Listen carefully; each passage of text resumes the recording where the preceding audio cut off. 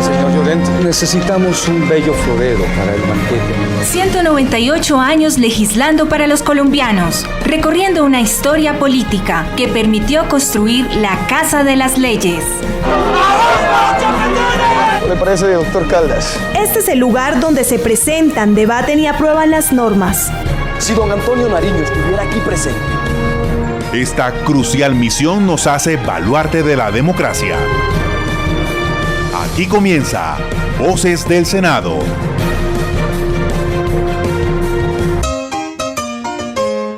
¡Vacila los rumberos!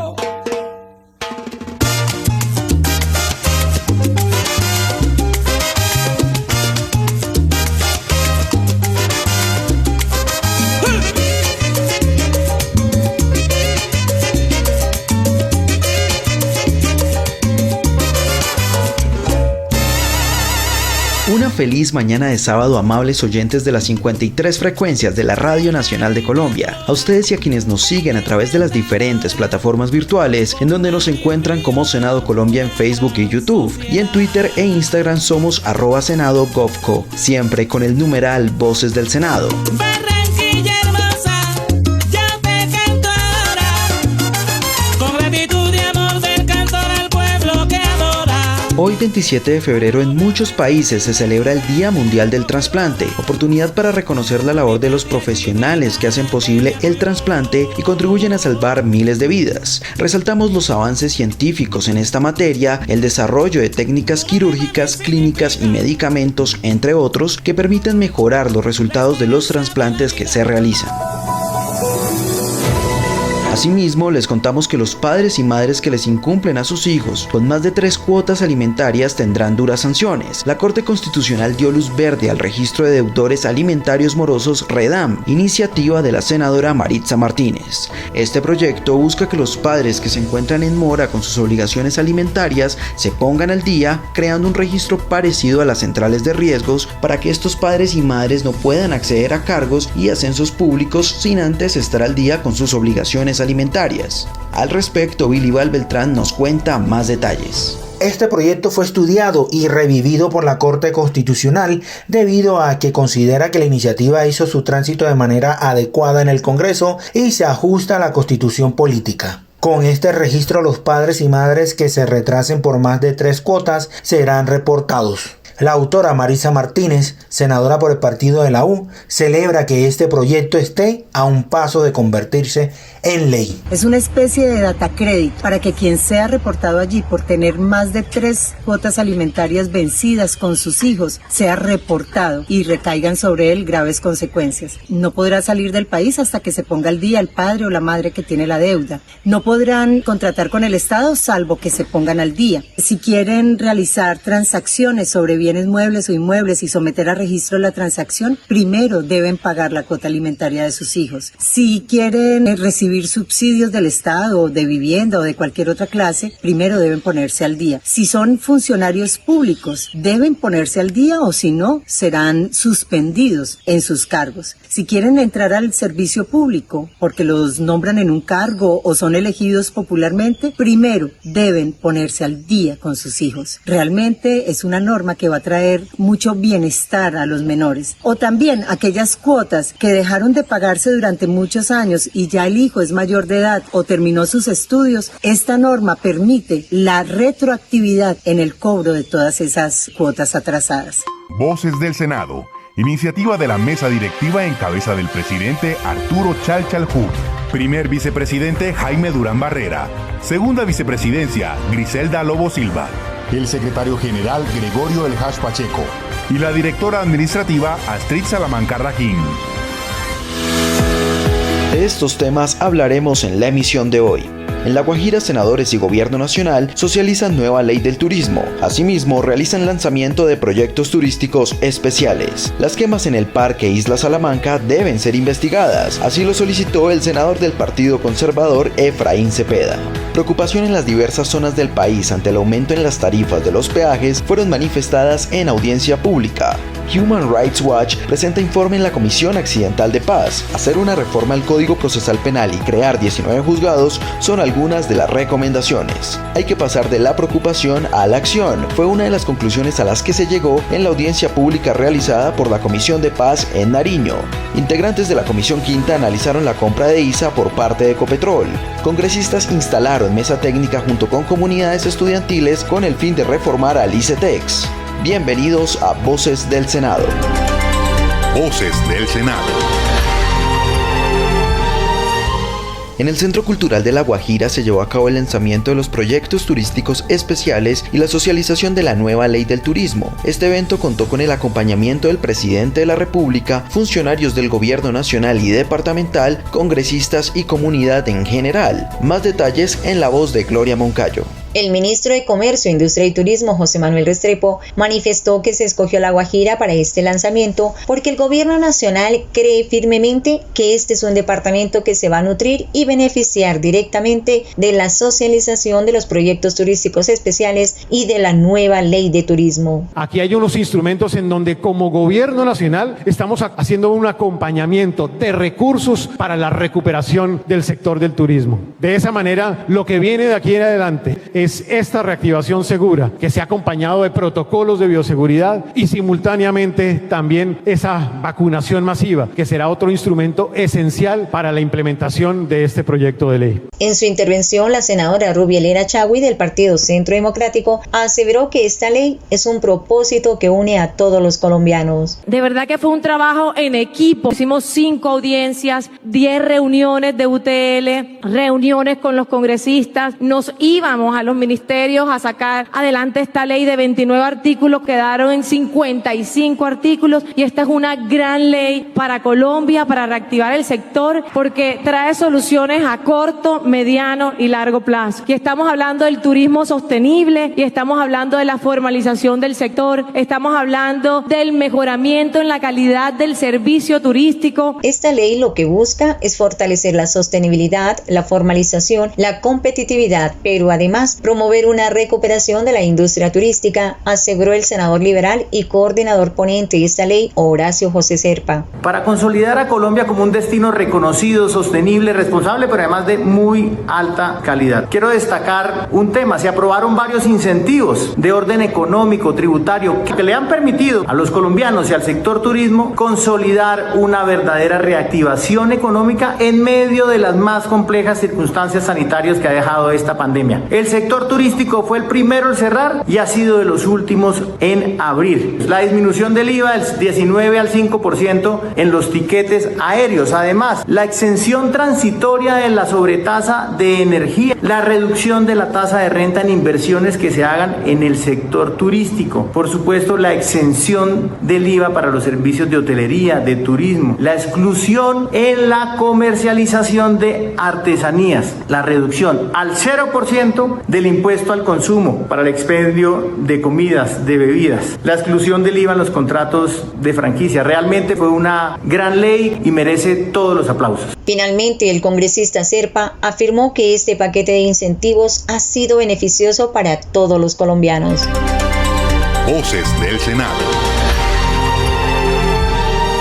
En Voces del Senado damos a conocer la problemática de las regiones y les contamos que las quemas en el Parque Vía Isla Salamanca siguen preocupando a las autoridades y comunidad residente en los barrios del norte de Barranquilla, debido a la afectación que les causa el humo. Durante las últimas semanas se han advertido pequeñas conflagraciones en el lugar, lo que ha despertado inquietud en lo que allí sucede. Elfi Galeano con más información. Para el senador Efraín Cepeda del Partido Conservador, las quemas en el Parque Isla Salamanca deben ser investigadas a fondo porque la mano criminal para extraer carbón o realizar trabajos de agricultura corresponde a una gran red que se debe combatir. Señor director de Corpomar, yo creo que allí hay también en la vía Parque unos caños importantes y sería de vital importancia que usted presentara unos proyectos y que en el Ministerio de Medio Ambiente y otras entidades se ayudara también a taponar esos caños, porque esa agua corriendo también humedece y evita la deforestación. Miremos experiencias como la peruana, señor ministro, que combate el tema del carbón que hoy está depredando. A las autoridades, a la Procuraduría, a la Fiscalía General de la Nación, miremos quiénes son los receptores de ese carbón criminal. Por su parte, parte, la autoridad ambiental del distrito Barranquilla Verde, Henry Cáceres, explicó que las quemas fueron controladas en su momento,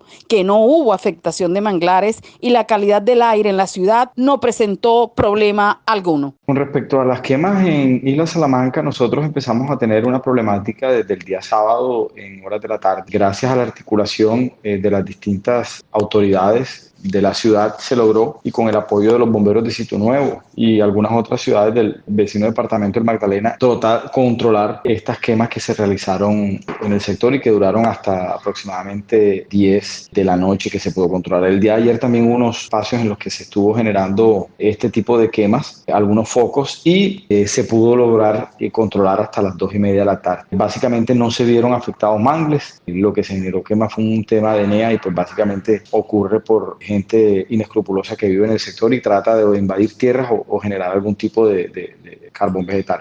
La Fuerza Aérea viene realizando sobrevuelo, ya que todos los aviones de la unidad tienen instrucciones de sobrevolar la zona al despegar, y esto permite hacer un reconocimiento total del lugar, y cuentan con el apoyo de los bomberos y funcionarios de parques naturales. Voces del Senado. Realizar un viaje por las carreteras del país, si bien es un plan bastante habitual para los colombianos, en realidad se convirtió en un gran problema no solo para los viajeros, sino también para los transportadores y pobladores de esas regiones, donde el alto costo en las tarifas de los peajes y las irregularidades alrededor de ellos están afectando el bolsillo de todos. Es por eso que la senadora Aida Bella realizó una audiencia virtual para escuchar a la población vulnerable en esta situación junto con funcionarios del gobierno nacional. Como representante de la alcaldía de Cartagena, Eric Urueta Benavides declaró que el gremio de transporte de carga se encuentra inconforme con las constantes alzas y aseguró que los corredores viales que cobran por estos peajes ya fueron pagados. Este es un tema que tiene un soporte de la Contraloría Distrital de Cartagena. Este es un tema que tiene un soporte del Cuerpo Técnico de Investigación de la Fiscalía. Es un auto de trámite que tiene unos elementos serios para decir que existe un detrimento patrimonial y que la tasa interna de retorno se cumplió para el distrito de Cartagena. Además de eso, los informes que nosotros hemos contratado, los ingenieros también han conceptuado que ya Cartagena pagó los peajes. Asimismo, Diego Morales, representante de la Agencia Nacional de Infraestructura, manifestó que con la concesión de contratos de cuarta generación ha sido posible garantizar el empleo a 60.000 personas, al igual que impulsar el desarrollo de mejores carreteras para garantizar la seguridad de los colombianos. Pusimos como prioridad para poder reactivar los proyectos y poder salvar los empleos que genera el programa 4G. Fuimos de los primeros sectores que logramos una reactivación en el marco del COVID con el fin de poder salvar estos 60.000 empleos y los 180.000 empleos indirectos que genera el programa 4G, ya que hay una relación de 1:3 entre los empleos directos y empleos indirectos, de acuerdo con diversos estudios que se han realizado. Nuestro objetivo siempre ha sido contribuir al desarrollo de las regiones, a la conectividad del país, no solo al modo carretero, al modo aéreo, al modo férreo. Hemos logrado la reactivación de, por ejemplo, el corredor Dorada-Chiriguaná, donde son 677 kilómetros que este gobierno y la Agencia Nacional de Infraestructura logró reactivar, generando empleos importantes y un desarrollo clave para esa parte del país. Por su parte, el senador de la Alianza Verde, Antonio Sanguino, indicó que desde su bancada existen 2 iniciativas de ley para dar trámite a modificar las concesiones para el desarrollo de las vías. Debemos hacer un esfuerzo para ayudar todas las acciones legales. Yo anuncio que lo voy a hacer, todas las acciones legales que hayan interpuesto las veedurías ciudadanas. Invito a los demás colegas congresistas que están conmigo en esta audiencia a coadyuvarlas, pero que es un debate de control político en plenaria del Senado y que además respaldemos las iniciativas legislativas. Hay 2 de ellas presentadas por la Alianza Verde que buscan modificar estructuralmente el modelo de concesión vial y lo que tiene que ver con la instalación y con el funcionamiento de los peajes en el país. Finalmente, la senadora Aida Bella, como moderadora de la audiencia, expresó que la responsabilidad recae directamente en el Ministerio de Transporte y afirmó que solicitará al presidente de la corporación, Arturo Char, un debate de control político para dar solución urgente a esta problemática. No podemos consentir que un negocio para toda la vida, pero además un negocio despierto, no duermen las 24 horas cobrando los peajes, haya tenido este año que soportar los transportadores camiones, los transportadores de carga, los transportadores de pasajeros, etcétera, que haya peajes que aumentaron el 200 y el 300%. Este es un abuso. La ley manifiesta que quien debe hacer esto, pues es definitivamente el Ministerio del Transporte con los concesionarios, pero parece que al Ministerio del Transporte le interesan más los concesionarios que los ciudadanos de este país. Voces del Senado. La Comisión de Paz realizó sesión virtual con el fin de analizar el informe de Human Rights Watch, la organización no gubernamental dedicada a la investigación, defensa y promoción de los derechos humanos, quienes dieron a conocer las principales investigaciones, hallazgos y conclusiones sobre los líderes desprotegidos y comunidades indefensas. Más información con Gloria Moncayo. En la presentación del informe, el director de la División para las Américas de Human Rights Watch, José Miguel Vivanco, hizo énfasis que la intención de la investigación, que duró un año, fue la de responder dos grandes preguntas. ¿En qué consiste este fenómeno que coloca a Colombia en el ranking mundial de asesinatos de defensores de derechos humanos y líderes sociales? ¿Y qué hace el Estado y el gobierno colombiano para enfrentar este problema? Pudimos determinar que cada vez que se presentan denuncias sobre comunidades en riesgo, territorios en Colombia que están amenazados por la presencia de estos grupos, y esta información surge sobre la base de, por ejemplo, alertas tempranas que emite la Defensoría, más de 240 alertas tempranas han sido emitidas en este sentido, pero también por denuncias de los medios, de los activistas, de las comunidades, de las organizaciones no gubernamentales de derechos humanos. La respuesta del gobierno actual es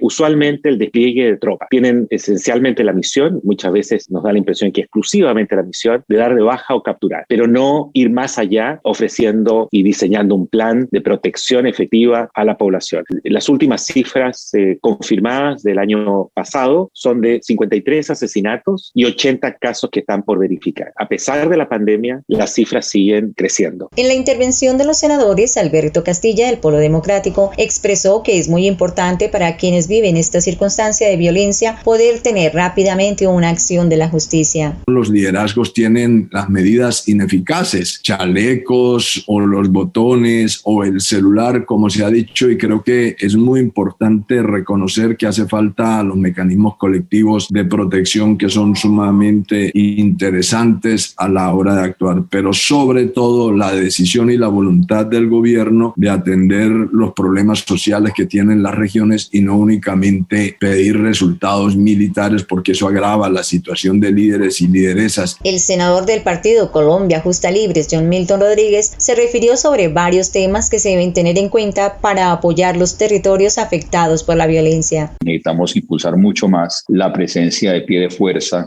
pública, obviamente indico, acompañado de fuerza institucional en los temas sociales y sobre todo el fortalecer los temas de investigación. El tema también de la acción de las gobernaciones y las alcaldías, de los gobiernos territoriales. Entonces también un poquito de seguimiento a las gestiones que de las gobernaciones y de las alcaldías debe hacerse sobre todos esos procesos. Al finalizar, el senador Roy Barreras, presidente de esta célula legislativa, dio a conocer las conclusiones de esta sesión. Ese debate sobre la unificación de las cifras, el debate sobre la militarización de los territorios y finalmente sobre la vida, amerita que cuando inicien muy pronto, en unas 3 semanas, las sesiones del Congreso, esta Comisión de Paz, por solicitud de varios senadores, inicie su tarea con un primer debate al que vamos a convocar a Cabello y al señor defensor del pueblo, el doctor Carlos Camargo. Por supuesto, un tema fundamental para el equilibrio de América Latina y del continente todo es el asunto de Venezuela, que conocen bien quienes viven, padecen, sufren y se conduelen de lo que ocurre en la frontera colombo-venezolana y en el Catatumbo. Sobre estos asuntos, la Comisión de Paz debe trabajar en la construcción de puentes posibles para una paz integral y completa. Esa es nuestra tarea y nuestra vocación.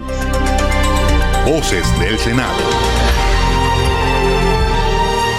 La Comisión Accidental de Paz realizó otra audiencia pública no presencial, donde analizó el tema del posconflicto, crisis humanitaria en el departamento del Nariño. Gloria Moncayo, volvemos contigo. Iniciando esta audiencia virtual, el senador liberal Guillermo García, oriundo de esta región, solicitó a esta célula legislativa, a manera de proposición, realizar una sesión presencial desde la región de Tumaco para escuchar directamente a las víctimas de este conflicto armado. Se pueda coordinar el transporte, la presencia, el lugar, en fin, porque Tumaco tanto el Pacífico nariñense como todo el Pacífico colombiano está en una gravísima situación, como se evidencia tener toda la atención institucional, gubernamental, de la Comisión de Paz y de todas las fuerzas sociales de nuestro país. Las voces de diferentes organizaciones sociales dieron a conocer lo que sucede en su región. Fue así como Winston Salas, presidente de la organización Palenque Afrourbano, solicitó a esta comisión y al gobierno nacional hacer seguimiento y control político a las instituciones encargadas de realizar las investigaciones de los asesinatos de líderes sociales y de todos los hechos de violencia en la región. Nosotros estuvimos participando en la primera audiencia que se llevó en el municipio de Tumaco antes de la pandemia. Quedaron unos compromisos muy serios frente a unas denuncias que nosotros hicimos, frente a unos hechos que desde esa época han venido sucediendo aquí de manera constante y sistemática, de altas violaciones a los derechos humanos acá en el Pacífico nariñense, y que se han trasladado, por supuesto, a la parte de cordillera y últimamente a la parte andina del departamento. Por su parte, Lina Mejía, de la corporación Vivamos Humanos, se refirió al apoyo y acompañamiento que necesitan para continuar las acciones que están impulsando las comunidades y la población civil afectada por la situación de violación de derechos humanos. Es importante que se humanice el conflicto en ese sentido. Primero, mínimos humanitarios. Segundo, la implementación del acuerdo final, y aunado a ello, que sería el tercer punto, el cumplimiento del territorio. Rider Pay, consejero mayor del pueblo Agua, expresó que existe mucha preocupación por el silencio del gobierno nacional frente a las masacres, asesinatos y violaciones de los derechos humanos en las comunidades indígenas. Hasta el momento, como muchos aquí se han expresado, hay una necesidad de tipo estructural. El gobierno nacional pues no ha tenido como ese alcance de poder hacer inversión social en los rincones, y en este caso podríamos decir en la zona fronteriza. Por otra parte, el director general de la Unidad para las Víctimas, Ramón Rodríguez, dio a conocer las cifras en el departamento de Nariño sobre el proceso de acompañamiento y de implementación de la Ley de Víctimas y Restitución de Tierras 1448, que entró en vigencia en Colombia el 10 de junio del 2011, que ha permitido dignificar, reconocer, atender, asistir y reparar a los sobrevivientes de hechos sucedidos en el conflicto armado desde 1985. Tenemos 375.552 víctimas en el registro, eso es el 23% de la población, de las cuales 339.000 son sujetas de atención por parte de la unidad en el proceso de reparación. En los temas de atención tenemos 3 centros regionales, 10 puntos de atención, 2 de ellos con enfoque étnico. En el 2019 tuvimos 24 eventos de desplazamientos masivos, 1 de confinamiento, donde afectaron a 3.884 hogares, 11.331 personas. En el 2020 atendimos 32 eventos de desplazamiento, 3.526 hogares afectados, con 9.778 personas. Montserrat Solano, representante de la Oficina de la Organización de las Naciones Unidas de los Derechos Humanos, manifestó la preocupación que se tiene en esta entidad por la situación de violencia del conflicto armado que viene enfrentando el departamento de Nariño. La disputa de territorios entre grupos armados tiene profundos efectos en la vida de la población civil, que afecta no solo sus derechos a la seguridad, integridad y vida,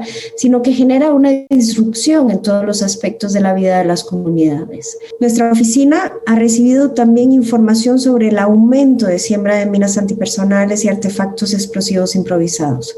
De hecho, en Nariño en 2020 se presentaron 9 casos, con un total de 48 víctimas.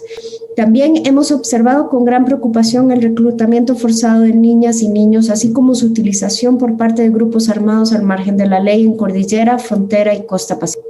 La senadora del Partido de los Comunes, Sandra Ramírez, manifestó en esta audiencia que hay que pasar de las preocupaciones a las acciones y no se puede quedar solo en alertas tempranas. No quedarnos ahí, sino pasar a la acción, porque nos toca ya. Estos asesinatos y esta situación de violencia en el Andén Pacífico es una vergüenza para nuestro país. ¿Cómo nos están calificando a nivel internacional? Finalizando, se solicitó a la secretaria de esta comisión recoger todas las inquietudes, preocupaciones y denuncias de quienes han participado en la audiencia pública para remitirlas a las instituciones correspondientes y darles el trámite que merece cada una. En casa me siento protegido, respaldado y representado. En casa somos diferentes, pero todos tenemos voz y voto. En casa no pensamos igual, pero se respeta la diferencia.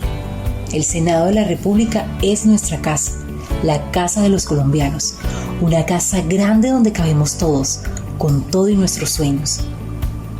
En ese momento tan particular para el mundo y por lo tanto para el país, el Senado es nuestra garantía democrática. Los ojos que vigilan, las manos que trabajan unidas, las ideas que se transforman en hechos. Nuestro Senado trabaja comprometidamente para representar a cada colombiano, proteger a cada familia y respaldar a una sociedad que aun cuando siente incertidumbre, está dando lo mejor de sí. Un Senado que, si bien está lejos de las columnas del Capitolio, es fuerte, firme y leal a su compromiso de trabajar mancomunadamente por un mismo objetivo: Colombia. Senado de la República de Colombia. Mi Senado, nuestra casa. Continuamos en Voces del Senado y les contamos que los senadores de la Comisión Quinta llevaron a cabo una audiencia pública con funcionarios del gobierno y agremiaciones para estudiar el futuro de Ecopetrol, ISA y la importación de gas en el país. Al respecto, el senador Jorge Enrique Robledo manifestó su postura frente a la compra de ISA por parte de Ecopetrol, al igual que el proyecto de la regasificadora del Pacífico. Entonces pareciera que aquí no hay una privatización, pero lo que a la gente no le están contando con detalle es que Ecopetrol, para poder comprar esas acciones de ISA, tiene que vender otro porcentaje más del que ya vendió hasta llegar al 20%. Ecopetrol quedaría privatizado en el 20%, aumentando el poder de sus particulares, incluidos los extranjeros, en esa operación. Esta es una propuesta privatizadora. Por su parte, el senador del partido de la U, José David Name, se refirió a las reservas de gas con las que cuenta el país hasta el 2031. Pueden pasar el 2030 sin nuevos descubrimientos, sin nuevos hallazgos. Entonces es lo que uno dice: ¿cómo es posible que se quiera aprobar, sacar una licitación de una planta de regasificación en el Pacífico La Carrera? Yo le preguntaría al director de la UCME, al director de la CREN, ¿cuál es el interés de ustedes dos? ¿A quién lo están beneficiando? ¿Quién es el gran inversionista que se va a ganar este negocio? Voces del Senado.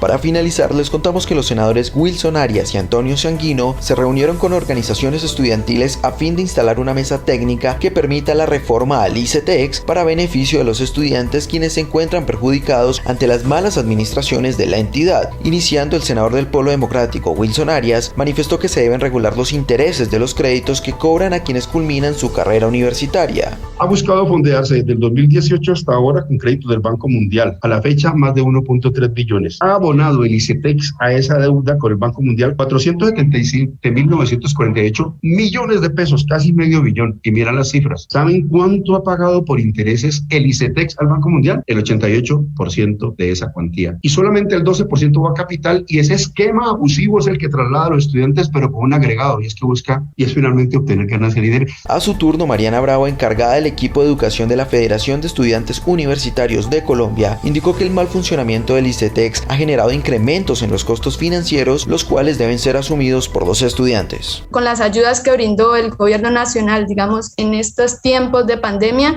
pues lo que ha hecho es inyectarle mucha más dinero a lo que es el ICETEX para renovar los créditos educativos, y lo que ha hecho es desfinanciar mucho más la educación. Finalmente, el senador Antonio Sanguino, entre sus conclusiones, aseveró que como congresistas respaldan las necesidades de los jóvenes que desean una educación de calidad. Hay que felicitar a los estudiantes, a sus organizaciones, a los docentes, ponernos en la disposición de manos a la obra para que podamos el 20 de julio radicar una iniciativa legislativa, que será sobre todo una iniciativa legislativa de los estudiantes de Colombia y de los universitarios, de las comunidades universitarias en general.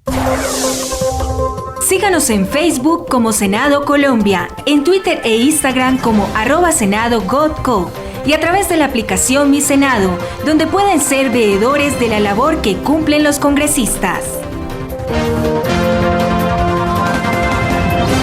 Si desean ampliar de información sobre los temas del legislativo, nos pueden escribir al correo electrónico vocesdelsenado@senado.gov.co.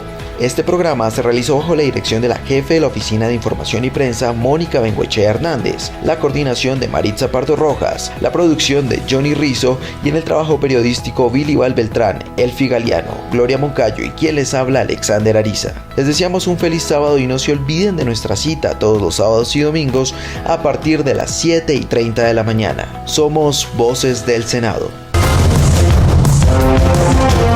Voces del Senado, programa institucional del Senado de la República de Colombia.